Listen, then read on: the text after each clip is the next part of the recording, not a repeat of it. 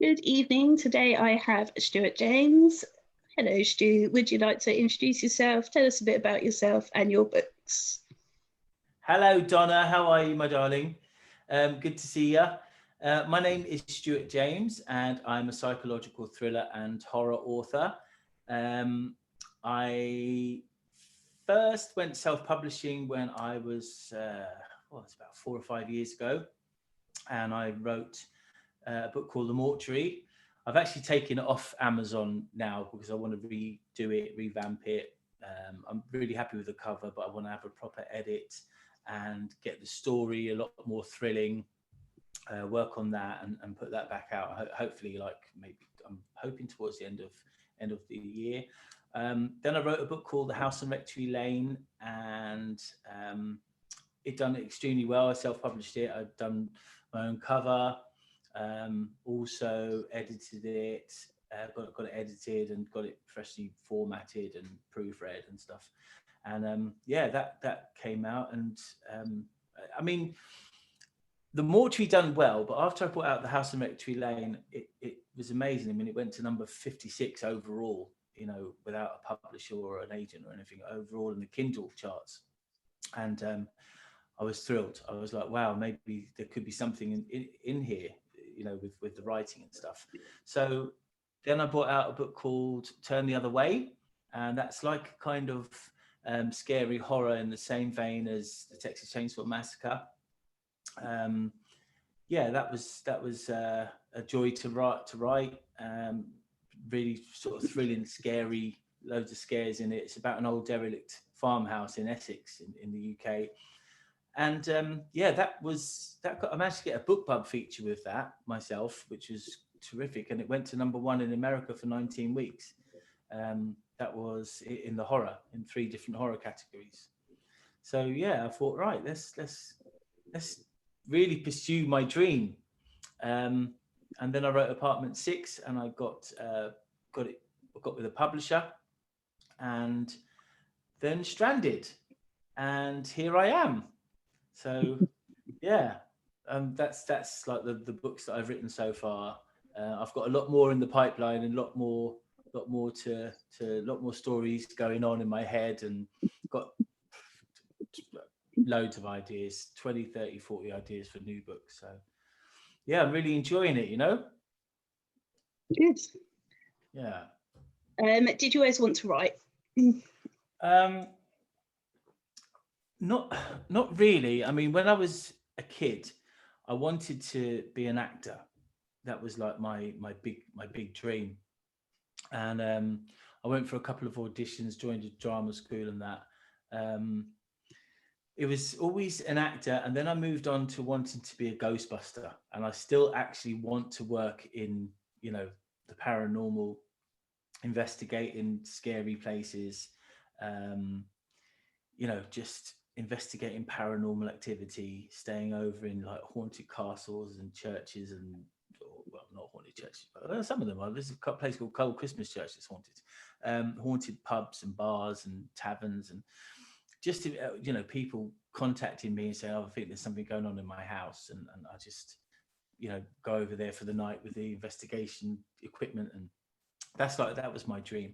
Um, I remember when I was a kid, I was 16, and my English teacher, she used to um, she used to read my short stories, and I remember her saying to me when I was leaving school, she said to me once, and I still remember when I was 16, about 30 odd years ago, she said, "You need to do something with your writing." She said, "You really need to pursue it." And I said, "Oh wow." I said, "Well, 16 and you like the cock of the walk or whatever." And I was like, whatever, writing and all that. What do you mean? What are you talking about? And she said, "You need to pursue your dream." And I was like, "Why do you say that?" She said, "The reason I come into school and I look forward to my day is to read your stories." She said, You impressed me that much." And I was like, "Oh my God." I never really thought anything about it. And it was like about 4 or 5 years ago. I'd always wanted to write a book. And I kind of just, I, I believe like every year, the beginning of the year, you should pursue something that excites you, something different, something that you want to pick up or learn. So I started playing the piano, and I was getting really good on the piano, and I could like play chestnuts roasting on an open fire. I could play all those and like loads of different Christmas carols, and I was getting the chords, and it was like all coming along. I was like, oh my god, this is sounding great. You know, my mum came up to visit one Saturday before lockdown, and she was like, Jesus Christ, who's that playing the piano? And she walked into the room. I said, it's me, mum. She was like, Christ almighty. And she's obviously Irish. Um, and yes, I was getting great. But the problem is because, you know, the keys are so far apart, it really hurt my fingers. So I said, right, okay, I'll leave that. I'd love to go back to the piano again.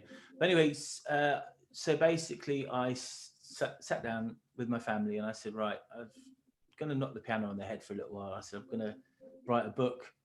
And my family just laughed for about 10 minutes. You know, my kids, I think there was like sort of 12 and 10 at the time. And then I wrote The Mortuary and I thought, God, I'm loving this. I'm loving putting all this together, you know, the whole plot and the storyline and the twists and stuff. And yeah, I just got the buzz for it. And that was it then, really, Donna, you know? Oh, that's amazing. Yeah. Because you wrote songs and you were a singer in between, weren't you? Yeah. I sang in a band for about 20 years. Um, we were called Banner Strand. And I loved writing songs. So I had the creative gene. I wrote songs, and then I found it was easy to adapt and write stories as well. But yeah, I sang in the band for about 20 years, and we really did well actually.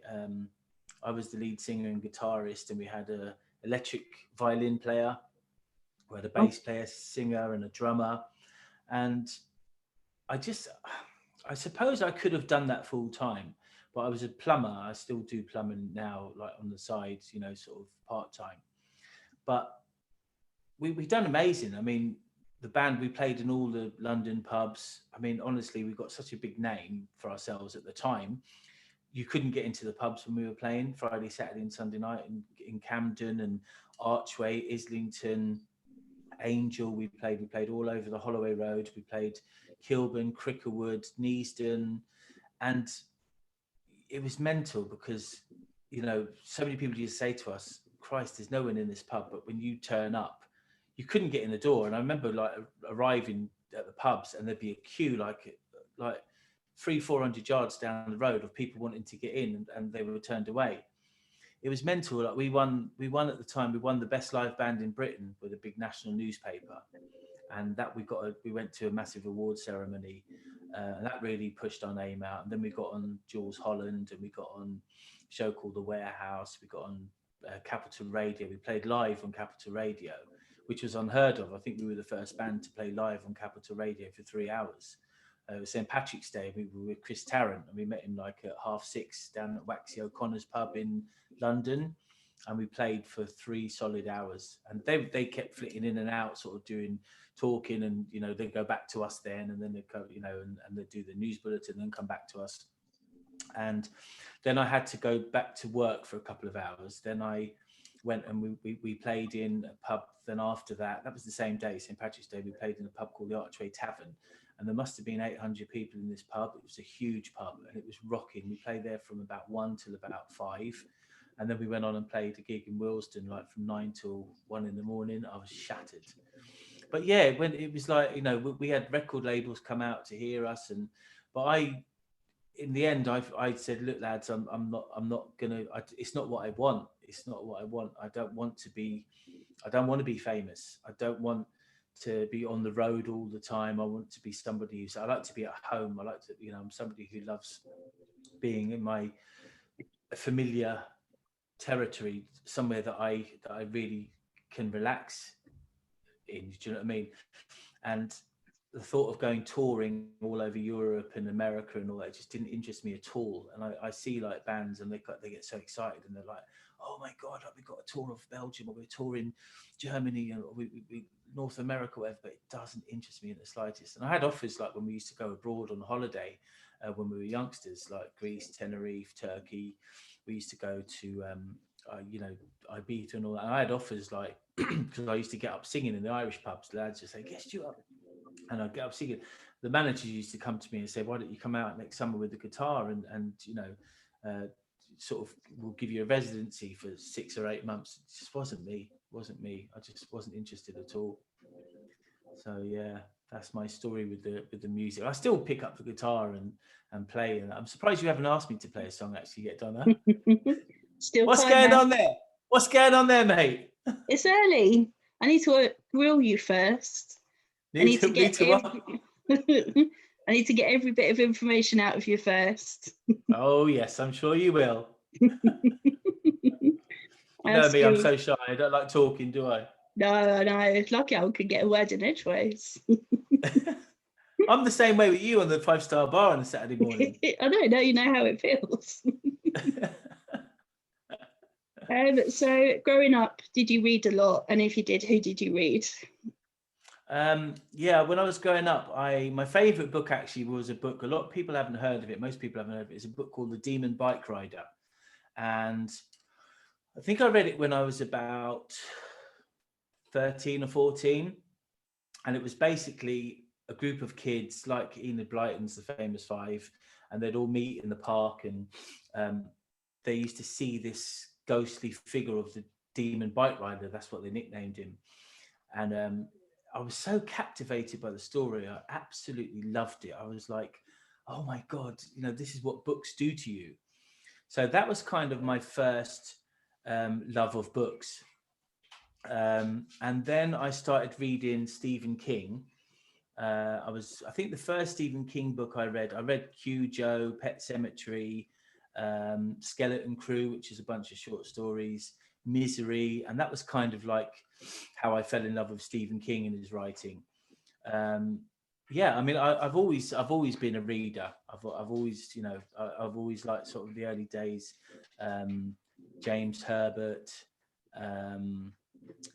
Yeah, just and now it's hard to find the time, but I do love to read. I mean, I know I see all these people on Goodreads that have read like 150 or 200 books in the year. They're Goodreads challenge. I'm like, what? How the heck? And I would speak to you guys, 5-star bar, and you're like, you've read 2 books this week or 3 books this week. I'm like, how do you do it? But I mean, I like to read sort of a book every couple of weeks. It takes me about 2 weeks to read a book. But yeah, I mean, I do. It's hard to find the time though. Do you know what I mean? Because I'm plumbing. I'm also doing the podcast. I'm writing as well, and trying to, and doing the bathroom. Tara saying in the background every so often as well. she's going, and doing the bathroom. She just walked in. Yeah. So, I've always, I've always loved reading. Yeah, I've always loved magic as well. Magic is a big passion of my life. I've always done magic since I've been a kid. I was part of the magic circle actually as well for a while. And yeah, so I've got a lot of hobbies going on and a lot of like interests. And yeah. So between being a dad, being a husband, being a plumber, how do you fit in time to write? I like to, as I say, I like to get up early. I like to get up about 5:30 in the morning, and I write then from about, normally, like obviously like pre-lockdown, I'd write from about 5:30 in the morning. That's when I get my real inspiration. When I wake up, I have a coffee and I start writing, and I finish writing about 8. So it's about 5 hours, 6 hours, about 2 hours, 2.5 hours, and then I do the school run. Then I go to a few plumbing jobs, and then I come home and I'll write for another couple of hours. So yeah, with the podcast now, with the writing, it's great because I can kind of do the plumbing jobs I want to do, where it's not like, oh my God, I've got to get more and more jobs in. I can just do it at my ease because I'm kind of like semi my time is like half and half, probably with plumbing and with writing. I mean, my dream obviously is to give up the plumbing. I'll drop the tools like instantly and run a mile if I could write full time, but hopefully it will happen, Donna. I hope so too. One day. And your book, The House on Rectory Lane, won an award, didn't it? It did, yeah. How do you know that? I don't know, you might have mentioned it once or twice. It did, yeah. It was like I was yeah, it was quite overwhelming actually. I think there was thousands of entries in this book award thing, and they were it was like the American Book Fest. And I thought, do you know what? I thought I'm going to enter this. I remember seeing ads for it, and there was like, oh my god, there was threads of hundreds and hundreds and hundreds of people. You'd be scrolling like for 3 minutes of all the people I've just entered. I was like, oh god, what chance have I got? And I kind of forgot about it. And about 3 months later, there was nothing at all. Like, not that you got into the final, whatever, or you've been shortlisted. They emailed at 11:50. I'll never forget it, on a Wednesday night, and I opened it, and it said, "Massive congratulations, Stuart James. The House in Rectory Lane has won the International Book Award at the American Book Fest." And I was like, and I just had to read it about 5 times. I was like, what? And I woke Tara up, and she was really groggy next to me. What do you want? I said, babe, I said, the House of Rectory Lane. I said, it's one. Oh my God. She said, what you entered? I said, yeah. I said, oh my God. So yeah. And I actually was so excited that I didn't sleep that night at all. I was just, oh God, I was tossing and turning, and yeah, I got a certificate and all that. And I got so many people actually contacted me and said, wow, that's like, what an achievement, massive congratulations. And like it was the next day that it really sunk in, because like I had hundreds and hundreds of messages, like from readers and bloggers and authors, and I was like, oh my God. But it's a lovely accolade to have, do you know what I mean? Like to have that, you know, you get taken, I suppose, because you with authors, they always feel, are they good enough, are their stories good enough, are they gripping enough? But now I know that my stories are good enough. Do you know what I mean? Winning that award, you know? Yeah. So Yeah, yeah, you're the I'm most very. insecure bunch I've ever known. Oh, I know. The authors are very insecure. They are very, and I've yet to see an author that's not sat down and thought, "Wow, is this good enough?" You know, and as you know, we interview people on the podcast every week. Every single author said it, that they just feel, you know, sometimes it's that doubt, that seed of doubt that enters their mind, thinking, you know, oh, this isn't me. I'm not good enough to write a book. I'm not good enough, and you know, this is crap or whatever. And the first draft usually is, but it's like when you go back and work on it and develop it, and you know, usually 2 or 3 drafts, and then you get it proofread, edited, and yeah. But authors, you bloody are good enough. This is what I try and tell them on a Yeah. daily basis. I'll try and, you know, make you feel good enough. You always do, darling. You always do. You're our rock, Donna. If you were to be a character in any of your books, which one would you choose? If I was to be a character in any one of my books, um, I think I would like to be. I was going to say, I can't even remember his name. Ben from Stranded. I was going to say Ben from Stranded, because I think he's just a normal guy. He adores his family. He's a bit of a hero, really. Anyone that's read Stranded, you'll realise that he's a complete hero. He's just looking after his wife and his daughter, but he's also looking after the people on the coach as well. But not giving away spoilers, but the outcome is too sad. I couldn't deal with that. I couldn't deal with that. So I'm gonna say Jake from the House on Rectory Lane, because he's like a plumber, and he's like this big charming guy, and you know, he's trying to, there's so much going on at the house when they move in, and he's trying to look after his wife Kate and his little son, Josh, I think it is. And yeah, I think I'd go with Jake, because he's a hero as well, Jake. I love that question. I like it as well. Yeah, lovely. You broke up there, Han. Sorry, say that again. It's all right. I wasn't saying anything. I was just All thinking. right. Yeah. Do you hide any secret jokes or messages in your books that only a few people will understand? Not really. No, no. Like sort of secret code that people will go, oh yeah, like that. Do you mean? Yeah, or Not just like really. conversations, or you know, just little things that some people go, oh, that rings a bell. Um, well, yeah, I suppose I do. I I put in some words sometimes that I hear my kids saying. Obviously, my kids are 17 and 15. Weird names, aren't they? And they just basically like they'll come out. They fascinate me. There's things they'll come out with. You know, it's like the new words like it's sick, and it's, you know, they're really into grime, and they're everything is bro, and you know, they're yeah, yes, fam, everything is fam. It's not like back in our day it was like, all right mate, or how's it going pal. Now it's fam, everything is believe, fam, believe. And you know, they've all picked up this kind of language now that all the youngsters are using. um, and my bad is another thing that they're all using. My bad, which is like a mistake. Obviously, it's not like, oh sorry, oh bloody hell, or whatever. You know, it's all, oh my bad, and you know, and they fascinate me with all the words that they come out with, and it's just a language now of all the kids. And I'll put that in sometimes when I have a character, a young character, and I'll ask the kids, oh, what would you say here? What would you say there? And like my boy's always like, well, you wouldn't call him mate, dad. You call him fam. He's fam. I'm like, fam? You don't even say family. It's fam now. That's what we're all saying. So yeah, I would like I'd go to the kids, and they've got a string of words. You know what I mean?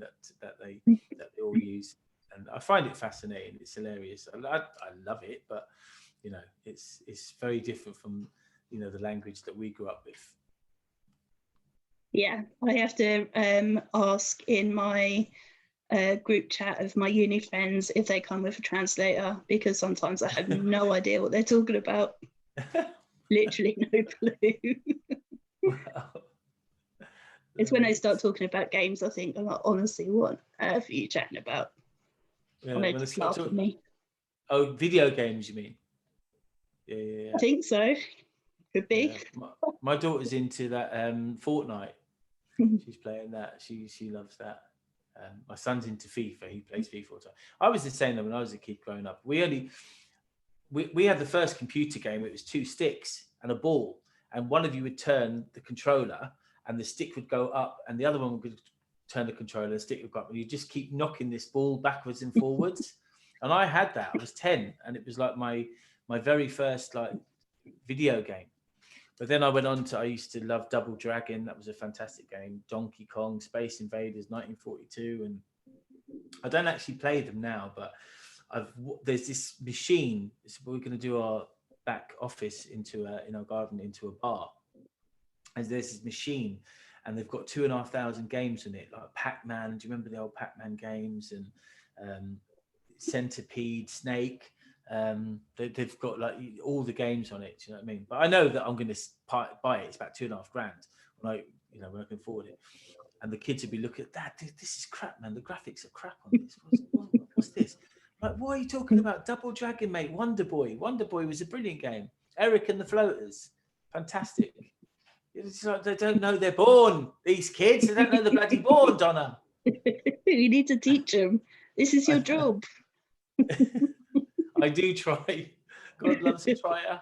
I imagine you get laughed at quite a lot. Yeah. What do you mean by that? Nothing. I do. I do get laughed at. I do. Yeah, yeah. But you No, know, what can you do? It's the kids of today, isn't it?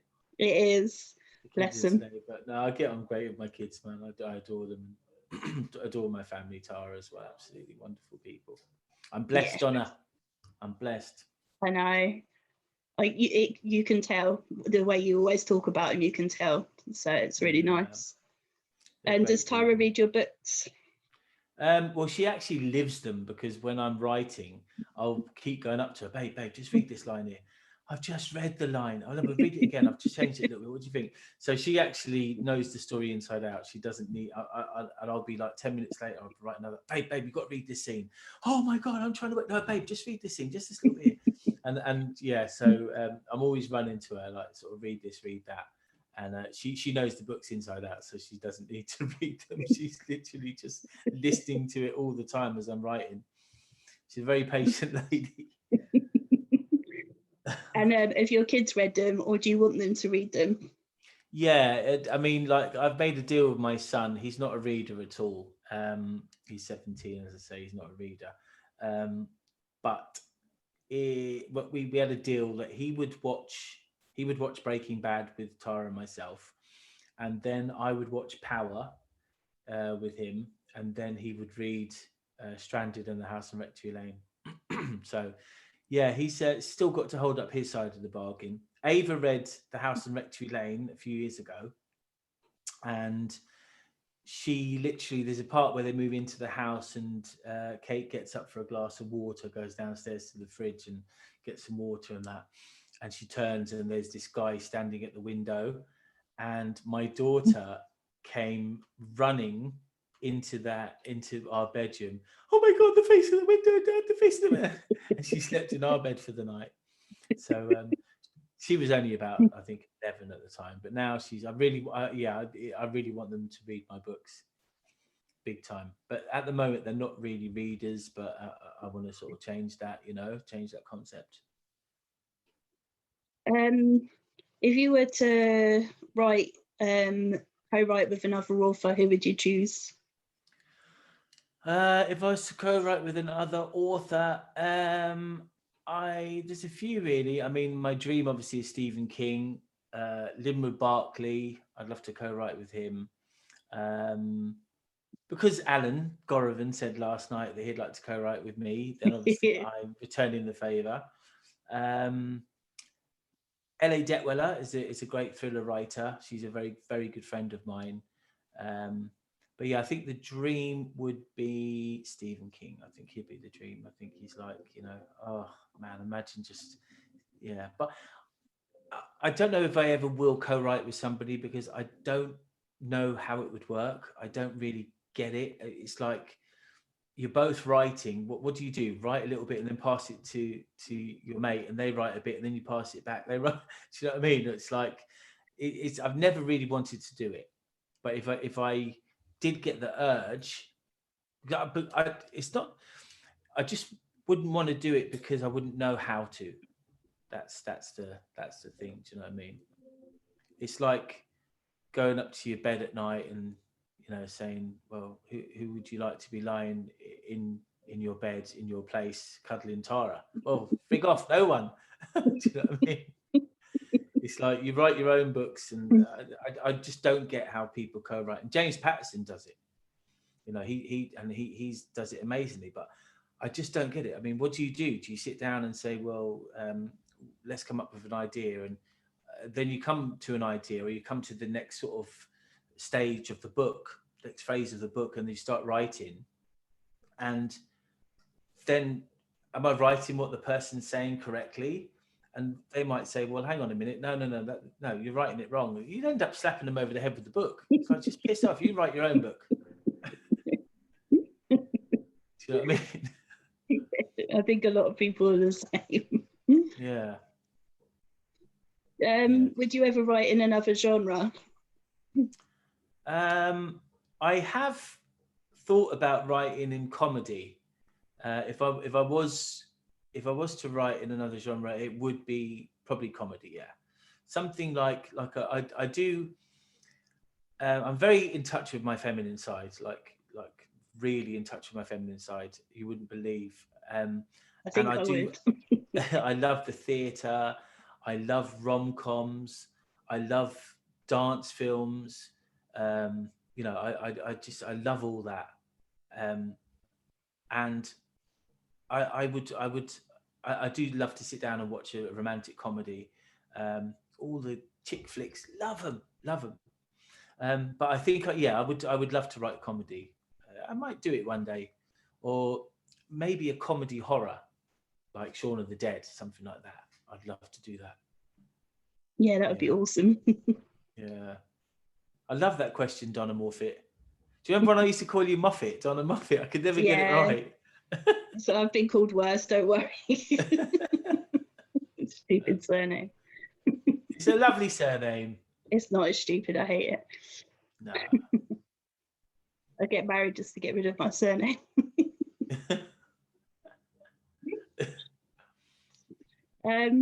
Stop putting me off, man.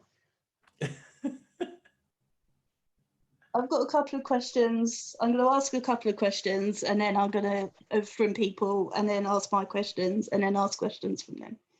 Okie dokie. So Pauline wants to know, did you get the idea for Stranded by thinking what would you do in that situation and you came across a broken down vehicle? Yeah, pretty much. Yeah. I mean, I kind of, with Stranded, the idea just came to me. I always start a book by thinking, what if? And thanks, Pauline, for the question, my lovely. I always think, what if? And I try to go away from the norm. Like, just like there's this story of a family going on holiday, and then you talk about the flight, and then they get there, and then they're in the sun. But I thought, well, hang on a minute. What about if a family are on the way on holiday, but they don't actually make it to Gatwick Airport?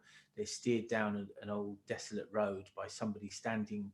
I thought it was the creepiest thing you can have, like somebody standing in the middle of this um, old country lane and diverting them away from saying it's rerouted, like and they know that they're going round in one big circle, and that it could be a trap, and that this isn't the way to Gatwick Airport. And when they get behind the old broken down coach, and they get out, and Ben gets on board and sees everyone strapped to their seats, then you have a discarded phone ringing from the dashboard. It was all what if, like in that situation, what could really terrify people, and I, yeah. But it was, yeah, what Pauline was saying. It was like, just, I always love like, what if. I mean, apartment 6 was this woman in a severely abusive relationship. She just, husband is a pig beyond belief. He batters the crap out of her every day, and she befriends somebody on her way to work every day, this guy called Oliver, and she begs him, after they become really close after 6 months meeting every day and good friends, and she begs him to help her to to to, to she basically wants Oliver to kill her husband while her husband is away in Spain, and he comes back, and she wants Oliver to break into the flat and kill him. Um, but he breaks into the wrong apartment and kills the wrong bloke. So it's always like, oh shit, but what if this? And oh my God, but what if that happens? And then they have to deal, Oliver and Megan have to deal with like this person that's been killed in the wrong. And, the house on Rectory Lane, your ideal house in the middle of nowhere. But what if you're peeling the wallpaper off one day and you see a writing in crayon, help us, please, God? What if you find a DVD in the loft mascots that used to live in your house? And what if you watch it and you see them having barbecues, parties, having friends over, singing, dancing? But what if the tape finishes and there's a woman running across the hallway and locking herself in a room, and someone's there with an axe? And then the tape finishes and they're like, oh my God, this is our new house, we just found this DVD, what's happened to the family before? It's always, I think that's a great concept when you're writing. It's always what if. I tell people, a lot of people contact me. um I was giving advice to a lovely friend of mine, little sis, I call her Michaela Balfour. Do you know her? Yeah. She's such a lovely lady. I think the world of her. And it's I couldn't drum it into her enough. She was asking for it. It's like, it's always what if. So yeah. Um, and Lynn Berry asked, if you could only have one of your books made into a movie, which one would you choose and why? Definitely The House on Rectory Lane. That's the one that I would dream. I dream of seeing it on the big screen, or being a Netflix series, or Amazon. Yeah, The House on Rectory Lane is the one. I mean, a lot of people got in contact with me saying they'd love to see Stranded on Netflix, or Amazon, whatever. Shudder, maybe, if Shudder's listening. I'm here. I'm available. But yeah, The House on Rectory Lane would be the one I'd love to see on screen. Yeah, I thought you'd say Stranded because that's just perfect for being a film. Yeah, I would. Yeah, I would. Yeah, I would love to see Stranded on there as well. Um, I'm very proud of Stranded. I'm very proud of Stranded. Yeah, and I have to give a shout out to my lovely friend Mark Fern. I know he's going to watch this afterwards, but Mark Fern, he actually beta read it for me before it came out, and he was raving about it, so it gave me the confidence to get it out there, you know. But yeah, I mean, I watched a film last night called Downrange. Downrange. Don't know if you've heard of it. It's on Shudder. I subscribe to Shudder because you know have I told you I'm a horror fan, Donna? No, I don't think you have. No, I never mentioned it. And it's like literally just this car going through the desert and in the middle of nowhere, and the tire blows and they get out and one of them changes the tire and the other one's standing next to him, and then there's four others that go sort of walking, stretching, and suddenly one of them gets their heads blown off and then another one gets their head blown off, and the whole film is just the four of them hid behind a car just trying to fend off this nutter that's shooting them from a tree. But it's gripping. It's absolutely good. Me and my daughter were saying like we give it probably 8 out of 10, 7, 8 out of 10. The acting isn't great, but I thought, how does this film? All this person must have who wrote it. I think it was probably a script. All they done is like, right, there's a sniper in the tree. We're driving through the desert, and this person in the tree just starts killing everybody. But the whole film is just them four sat behind a tree, sat behind a car, you know, in the middle of the desert, and the sniper in the tree. That's all it is, nothing else. And I thought, you know, there's so many great books out there, so many great ideas. Why isn't there more of these top books being turned into films? You know, it's Yeah, weird. yeah, I It's could weird. probably think of 10 off the top of my head that could Yeah, easily be films or yeah, TV series. yeah, Yeah, it's a absolutely. I mean, shame. there's so many wonderful writers out there, so many wonderful thrillers, and you know, they're all waiting for that. So many of them are waiting for that big break, you know, to be called by Netflix or Amazon or Shudder or, you know, or BBC or ITV. Some, you know, it's like, come on, man! Like all this idea was last night at Downrange, just four people behind a car, just hiding from this sniper, and that was it. The whole film is that. Honestly, Wow. weird. What's your most embarrassing story? My most embarrassing story was when I've actually. How long have you got, Donna? I've got like many. So my most embarrassing story. I mean, honestly, I've got hundreds. I mean, they're like my family. I'm always coming out with stupid things. I can never remember people's names. I'm always putting my foot in it. They actually call them Stuartisms. And I mean, one for instance was like, um, my family asked me, who's the Shadow Chancellor or what's his job? And I said, well, he just follows the Chancellor around. And like, it's a big thing with all my friends. They all like, I just crease them up. I'm always coming out with stupid things all the time. On the podcast, you know what I'm like. I'm just like, it's just madness. And they made me, like, my friends made me this little uh, model of a person and a person standing behind it. And Stuartism, it said on the plaque, Shadow Chancellor. But I mean, honestly, I've got but this is one that off the top of my head is a story about Lady Montgomery. When I used to work for Pimlico Plumbers in London, and they used to work for all the rich and famous. I mean, they used to charge like £200 like for a call out, you know, £300 for a call out, and they used to get all the big celebs. I worked for Lulu, and I worked for there was loads of people. Claudia Winkerman, I worked for loads of them. Friends of mine worked for Tom Jones and Oasis, and you know. But anyway, I was told that I'm going to Lady Montgomery's house, and I thought, "Ooh, Lady Montgomery, lovely." I thought, right, I had the old collar straight and the t-shirt pulled down and looking really smart. I had my jacket on, made sure my shoes were laced, and you know, looking good. And anyway, I knock on her door, and she comes out. As she was like the queen, Donna. She was like so elegant. She was about 80, early 80s. Her hair was all beautiful. And hello, she said, I'm Lady Montgomery. I said, oh, hi, Lady Montgomery. And I was like, kind of, I didn't know whether to bow or, you know, whatever. But anyway, she said, come in, she said. I said, okay, this big, massive house. I mean, it was huge. And I was in the hallway and marble stairs and just, oh my God. And she pointed into the library quarters. and she said the Lord is in there. So she said, come, please come and meet him. And I walked in. And I said, hello, Lord Montgomery. And he looks up and he's got this monocle in his eye and hello, and looks back down again. I thought, right, I won't bother him anymore because he's reading or whatever. So we go into the kitchen and she goes to me, now, she said, the boiler is up there. I said, okay, lovely. Thank you, Lady Montgomery. I'm like, yeah.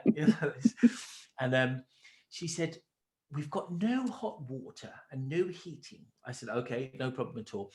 She said, upstairs, the first room on the left is the bathroom. And that's where the cylinder is. If you need to go up there, please feel free. Just up the stairs on the left. It's just in there, the cylinder. I said, okay, boiler's up there. I said, up the stairs, first on the left, the cylinder. I said, excellent. I've got that, Lady Boy. And I'm feeling so conscious, so nervous. I'm like, freaking hell, man. Come on, Donna. This is like Lady Montgomery. Do you know what I'm saying? So anyway, I start get the ladder out and all that. Got the dust sheets out and everything. Lady Montgomery's house. And she goes off up the stairs. And then I got up the ladder and I'm having a look and I thought, right, hang on, the boiler's okay, it's coming on. I said, it's got to be the hot water. So I walk up the stairs and first on the left, hot water cylinder. I remember, walk up anyway, and I open the bathroom door and there's Lady Montgomery with her knickers down by her ankles having a shit. Oh my God. And I'm like, and she goes, get out! I'm like, oh my God, Lady Montgomery, I'm so sorry, I'm shaking and all that. And I literally run down the stairs and I just sit in the corner under the boiler on the kitchen floor. And I'm like, for about 10 minutes. And then she comes down. She said, it's quite all right. She said, don't worry. Oh my God, I was mortified. I was absolutely mortified. She screamed the house down when I walked into the bathroom. I was like, oh my God, I'm so sorry. I'm still bowing as I'm walking out of the bathroom. Oh, Jesus.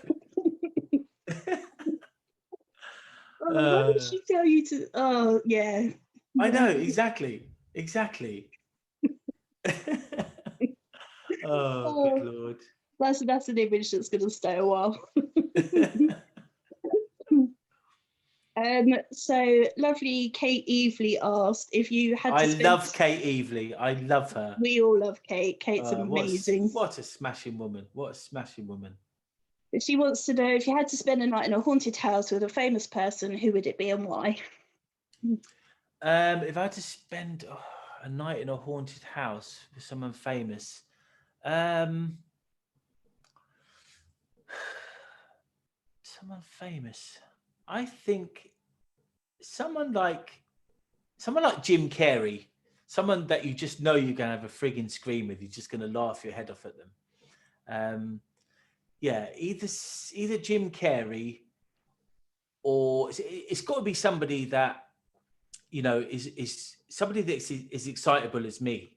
Do you know what I mean? Like if you're staying in a place, you can't go with somebody who's just going to sit down. You're going to look for ghosts and you're going to walk around and you're going to have all these monitors and it's just someone boring. You can't have it. You've got to be with somebody that's really alive. So I think Jim Carrey.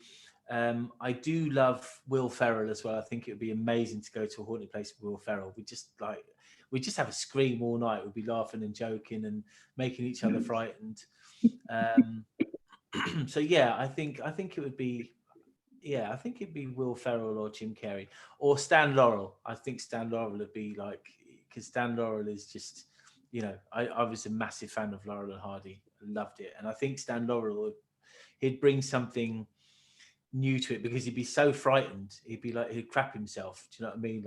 And I think it'd be hilarious. And I probably would as well. I'd be like Stan Laurel. I'd be just out of there, Or Scooby-Doo maybe. You'd be no use to you. Shell Baker wants to know what's the scariest book you've read, your favourite horror film, and your favourite book that you've written. Thank you, Shell Baker. Shell Baker's such a treasure and such a wonderful place. She always does the blog tours. She's got a fantastic page on Facebook. And thank you, Shell, for the question. Lovely. I think the world of you, darling. Yeah, she's wicked. I think the scary. So, what was the question? The scariest or my favourite? The scariest book you've read. Favorite horror film? I know the answer to anyway. And then the favorite book you've written. Okay, well, let's work backwards. My favorite book that I've written, I would have to say, I'm going to say Stranded. I'm going to say Stranded. That is my favorite because it's proper scary. There's actually so many twists on every chapter. And I love the ending. I love the ending of Stranded. I mean, it just, so many people messaged me after they read it. I still get tons of messages and people are like, oh my God, that ending. My favorite horror film, go on then, do you know what it is? Is it Roadhouse or something? Oh, Roadhouse is my favorite thriller. You're absolutely right. But no, actually, it's my favorite film of all time ever. But that's more a sort of that's more of an action thriller with Patrick Swayze. But yeah, you're spot on. It's my favorite film ever. But my favorite horror film is An American Werewolf in London. Oh yeah, I did know love that. it. Yeah. I know, but you were right with my favorite film. But yeah, my favorite horror film is American Werewolf in London. I remember watching it when I was about 10. My dad got it from the local video shop. I think it was the very first video we ever watched. We only ever used to watch films on TV when they were on. But we got the videotape, the cover as well, and the smell of the videotape and pushing it into the slot and, coming up on the big screen. And the way it starts is terrifying. Two lads, Jack and David, walking across the moors, and they come across a pub, the Slaughtered Lamb, and they know they're not supposed to be there, and these tenants not tenants, but these people in the publicans don't want them there. And then they kind of say, right, we'll go off, we'll find another pub. And they're walking through the moors and they're saying, beware the moon, lads, stick to the road, keep clear of the moors. And as they're walking along, you just hear, you hear the howl in the background, and it still gives me shivers, gives me goose pimples to this day. And the special effects were phenomenal. I mean, it beats anything that's out there today. It's such a fantastic story. It's hilarious. The werewolf is the special effects. The werewolf is out of this world, and it's got Jenny Agutter in it, and I love Jenny Agutter. And my favorite. What was the other question? The first question. Book. Scariest book. I would have to go with. I've read a lot of books lately. I haven't found any of them scary. I'd probably have to go with The Demon Bike Rider. I mean, you might find it and you might think, what? But I read it when I was 9 or 10 and it still sticks with me now. And do you know what? Let me tell you a funny story, actually. There was, at my kids' school, I've looked for The Demon Bike Rider for years. Can't get it anywhere. Can't get it on Amazon, can't get it on Kobo, can't get it on Apple. Just literally cannot. I've gone to loads of bookstores, libraries. I've Googled it. You can't get it. The Demon Bike Rider. Right. So I kind of gave up. Anyway, I was at an open evening at my kid's school recently, at Michael's in Garston, and I was talking to this woman about books, and I sort of, like, she was one of the teachers in the library. And a lovely library, some great books in there. An elderly lady, she was, bless her, and just a wonderful, wonderful human being. When I tell you what she does, honestly, she's fabulous. And we were in there, and she said, I run this library and everything. And I said, so I told her I write and that. And she was, oh my God, that's, So then I said, do you know what? I said, you don't have a book called The Demon Bike Rider, do you? And she said, The Demon Bike Rider. She said, hang on, we've got all our books logged on the internet, on the computer. So she started tapping The Demon Bike Rider. No, she said, I'm so sorry. I said, I thought so. I've been looking for it for about 15 years. I said, it's just like a magical book from my childhood. I said, thank you anyway for looking. She said, no problem, no problem. 3 days later, my kid comes home from school, Ollie or Ava, whichever one it was. Dad, the woman at the library, she's got something for you. I said, what is it? And it was a parcel. Opened up the parcel. The freaking Demon Bike Rider, Donna. The Demon Bike. She found it on the internet, ordered it for me, and gave it to my kids and said, give that to your dad. I mean, come on, man. What incredible. A frigging wonderful lady. What a wonderful lady. Yeah, that's amazing. Yeah. Oh. But the short answer is, the book that scared me the most is The Demon Bike Rider.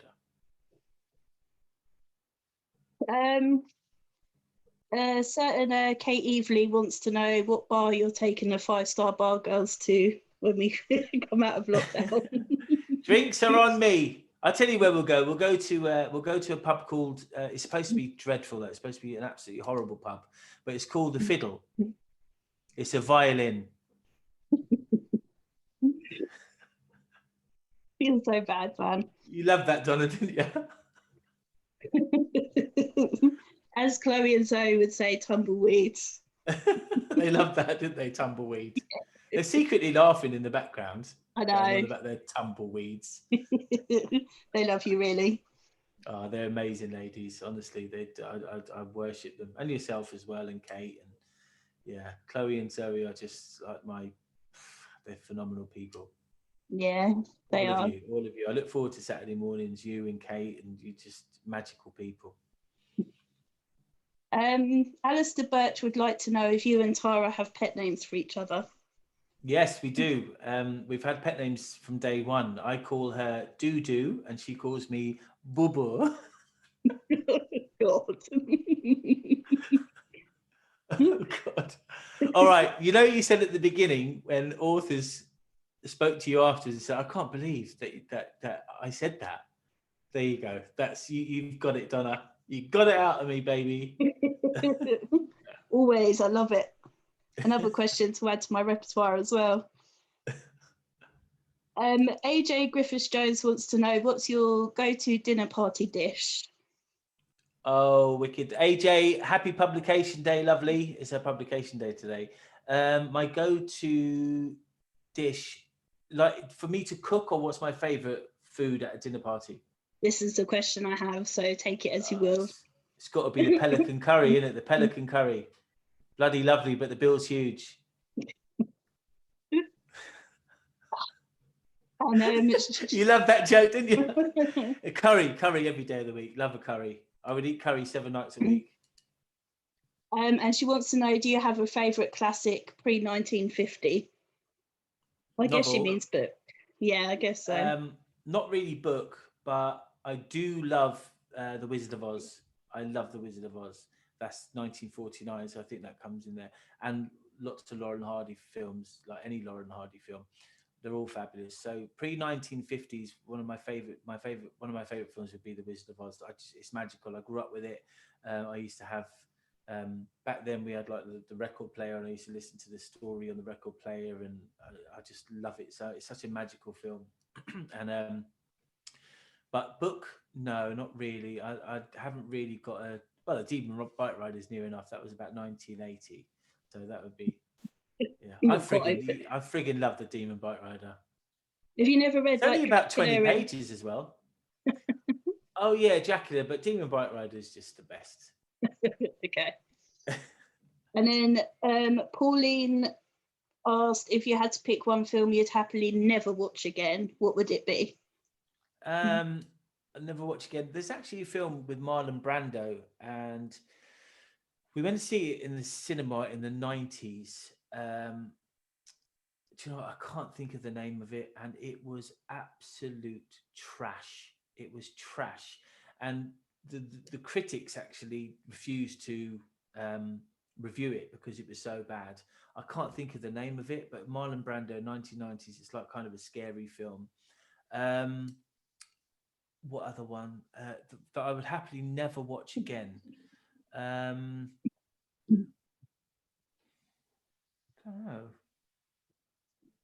don't know. I mean, if I'm watching a film and I don't like it, it just goes off. It just goes off. I'm very intolerant of a book that I'm not enjoying or a film I'm not enjoying. But I think it would be Marlon Brando. It was a 1990s film. I can't think of the name of it. Yeah, I'll think about that answer. I'm sure there's another couple as well. I'd be no help to you. I'm rubbish with films. I read. I don't watch films. You don't watch films at all? Occasionally, but I don't think I've got the patience to sit and watch. I think I should be doing something else. So, yeah, I will watch stuff, but I just read. Yeah. But reading is so good for you, isn't it? So relaxing as well. Yeah. If you were to invite 4 famous people to a dinner party, who would you invite? 4 famous people. To a dinner party, I would invite. Got to be Stephen King. Got to be Stephen King. You know, because he's like, I just adore him. Um, John Cleese. He's always been my hero since I was a kid. John Cleese, absolutely. I grew up on um, Forty Towers. Me and my dad used to watch Forty Towers. I just love it. I love Forty Towers. I even watch it with my daughter now. We watched one the other day. So yeah, he would be there. Four famous people. Will Ferrell for just because I just love Will Ferrell. He's just brilliant. I mean, my kids, we watched the other night. We watched Step Brothers again, and that's such a cracker of a film. And Elvis, I think, because he's just God.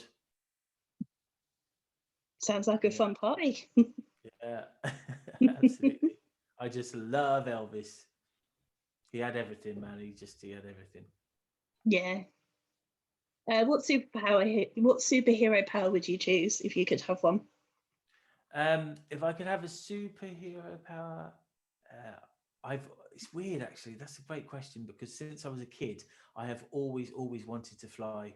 Always, yeah. And I remember like watching Superman, like it was back in 1977, 1978, and I'd be on the couch and I'd be jumping in the air and putting my hand in the air when I was 4 or 5, like getting so frustrated that he could do it, but I could. I'm like, well, why? I'm not holding my hand right, or there must be something. And I remember falling over and getting bruises loads of times. So if you could grant that power for me, Donna, yes, I would love to fly. I would love to. Yeah, it's a popular choice actually. Yeah, absolutely. So what are Or you eat as much working? burgers as I could and not put weight on. That would Yeah, be that the would be last. nice. Oh bloody hell! Tell me about it. What are you working on at the moment? And what's next for So you? I'm working on Selfie at the moment, and it is a scary psychological thriller. It literally starts off with a guy coming out. He's with his wife, and it's about 6:30 in the morning. He's saying, "God bless, you have a good day," and all that. And she's saying, "Bring back some wine, and don't forget we've got visitors tonight." And he's like, "Oh yeah, yeah." So he comes out and he goes down the steps to his car, and he sees like a little sort of folder on his car, a little piece of paper. And as he walks up to it, he's like, "What?" And it's like, look in the boot, and it's like, "Whoa!" And so he's looking at it, he's like really disturbed by this, and so he goes round to the boot, opens it, there's nothing in it, and he's like, "What?" And he's looking around him, and he goes back into the house, like kind of sort of a bit peed off with this sort of letter and this threat. And then he's calling out to his wife, and his wife isn't there, who he's just left a minute ago, and he's running around the house and he can't find her. Then he goes back out to the boot, and she's been murdered and left in the boot. And he's like, "Whoa!" Then we move on to like a father and daughter who are driving up the motorway, and they are heading to a lodge for the weekend. The father, the wife, and is coming up tomorrow, the next day. So the daughter and the father go up. They get on brilliant, and they go up, decide to go up the night before. And the daughter plays this game in the back of her car. She takes selfies, and as the father's driving with the daughter in the background, or in the back seat, she sat down. She's taking selfies of herself all the time, and she likes to try and. It's a game they play with her friends, and as they're overtaking cars, they try and get the best picture they can with the driver of the other car. So anyway, she's like, Dad, when they stop at a petrol station, look at this, look at this. And the dad's like, you shouldn't be doing this. It's like impeding on people's personal lives. You know what I mean? So she's no, just have a look, Dad. So it's like he's looking, and he sees one picture in particular, and he zooms in, and he sees the selfie and the driver next to him, but there's a dead body in the passenger seat, and he's like, whoa.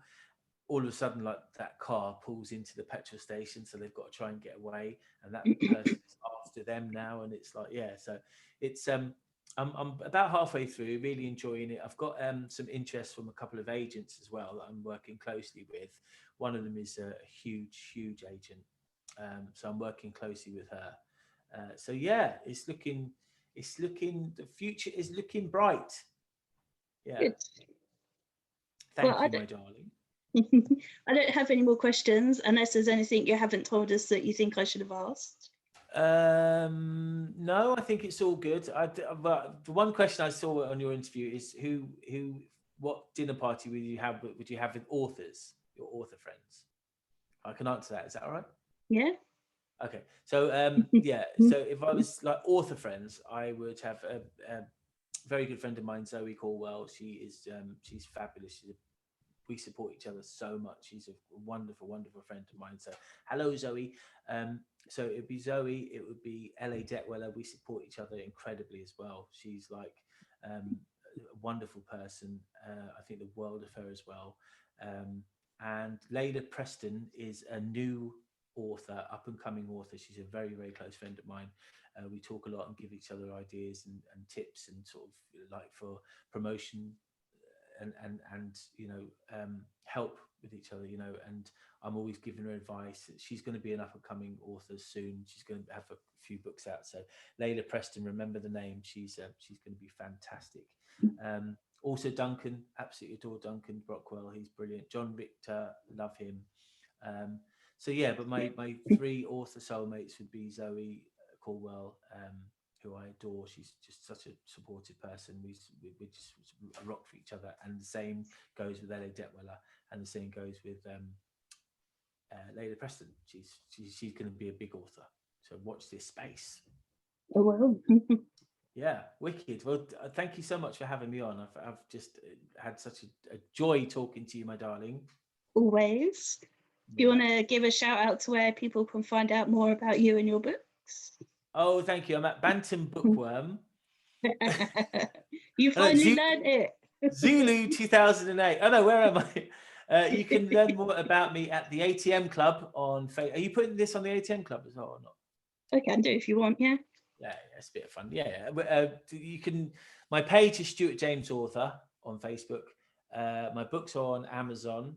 My Twitter is Stuart James 73. My Instagram is Stuart James, and also the ATM Club on Facebook is where you can find more about me. Awesome. Well, thank you very much. Donna, it's been a pleasure, my darling, and thank you for all the support, and thank you for being you, darling. Oh, thank you. You're a wonderful lady.